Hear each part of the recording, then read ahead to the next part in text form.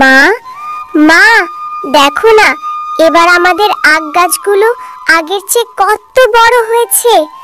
আমরা তো এবার অনেক টাকা পাবো, তাই না মা? বিক্রি করলে সংসারের সব কষ্ট মিটে যাবে। আমি তো এখনই খুশিতে নাচতে চাই। হ্যাঁ রে মা, সত্যি অনেক ভালো ফসল হয়েছে, কিন্তু দেখো চারপাশে কি ভয়ঙ্কর ঝড় উঠেছে। মনে হচ্ছে প্রচণ্ড বৃষ্টি নামবে। যদি এই ঝড় চলতে থাকে সব আগ নষ্ট হয়ে যাবে। তখন আমাদের সংসার কিভাবে চলবে রে মা? মা, ও মা, বাইরে কি জোরে বৃষ্টি হচ্ছে, আর দেখো না কি ভয়ানক বিদ্যুৎ চমকাচ্ছে। আমার তো খুব ভয় হচ্ছে মা, তুমি আমায় শক্ত করে জড়িয়ে ধরো না, আমার বুক কাঁপছে মা। মারে, ভয় পাবি না, তোর মা তো আছেই তোর পাশে। তুই এখন একটু চোখ বুজে ঘুমিয়ে পড়, সব ঠিক হয়ে যাবে রে। আল্লাহর নাম নিয়ে ঘুমা মা।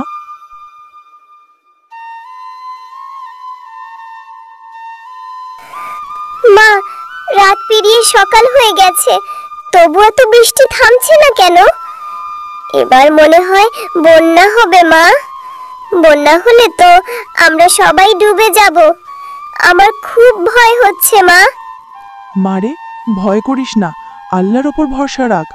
তার ইচ্ছা ছাড়া কিছুই হয় না। কিন্তু দেখ, ঘরের চাল ফুটো হয়ে পানি ঢুকছে। আমাদের মনে হয় বাইরে যেতেই হবে এখন। মা, দেখো না, আমাদের ঘরটা ভেঙে পড়ছে। সব শেষ হয়ে গেল মা। আমরা এখন কোথায় যাব? আমাদের মাথার উপর কোনো ছাদই রইল না। এখন আমরা কি করব মা? হায় আল্লাহ, আমাদের শেষ আশ্রয়টুকুও শেষ। মারে, তুই কেঁদে ফেলিস না। চল আগে দেখি আখগুলো ঠিক আছে কিনা, হয়তো সেগুলোই আমাদের বাঁচাবে। চল মা, আমার হাত ধরে চল। মা, সব আখ তো পচে গেছে, একটাও ভালো নেই মা। এখন আমরা কিভাবে বাঁচবো? আমাদের সব শেষ।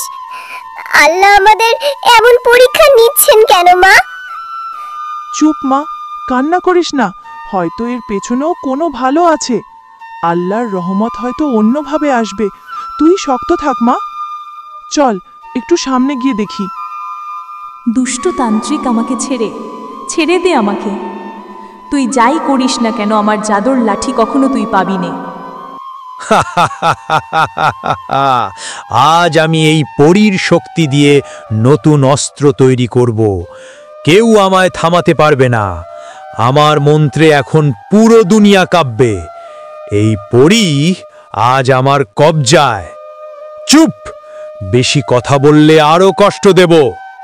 মা, দেখো না, ওইদিকে কি হচ্ছে? ওই তান্ত্রিক একটা পরীকে বেঁধে রেখেছে। পরীটা কাঁদছে, মনে হয় ওর খুব কষ্ট হচ্ছে। আমরা কি ওকে সাহায্য করব না মা? ওর তো খুব কষ্ট লাগছে। তুই ঠিকই বলছিস মা, কিন্তু ওই তান্ত্রিক খুব শক্তিশালী। আমরা গেলে ও আমাদেরও বন্দি করবে। তবুও কিছু একটা করতে হবে। দেখ তো, ওখানে একটা কাঠি পড়েছে, ওটা হয়তো জাদুর কাঠি হতে পারে। মা, এই কাঠিটা দিয়ে তান্ত্রিকের দিকে ছুঁড়ে মারো, হয়তো কিছু হবে।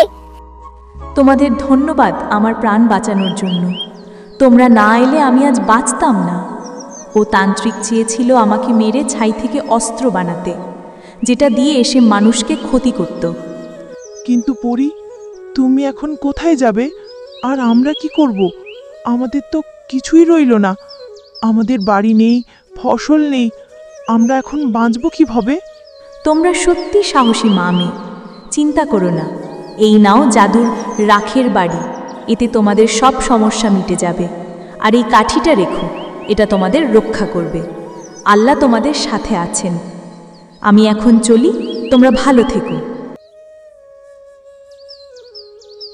হ্যালো বন্ধুরা, গল্পটি যদি ভালো লেগে থাকে চ্যানেলটিকে সাবস্ক্রাইব করে দাও এবং পাশে থাকা বেল আইকনটিতে প্রেস করে দেও। আর প্রতি সপ্তাহে নতুন নতুন ভিডিও দেখার জন্য আমাদের পাশেই থেকো। ধন্যবাদ।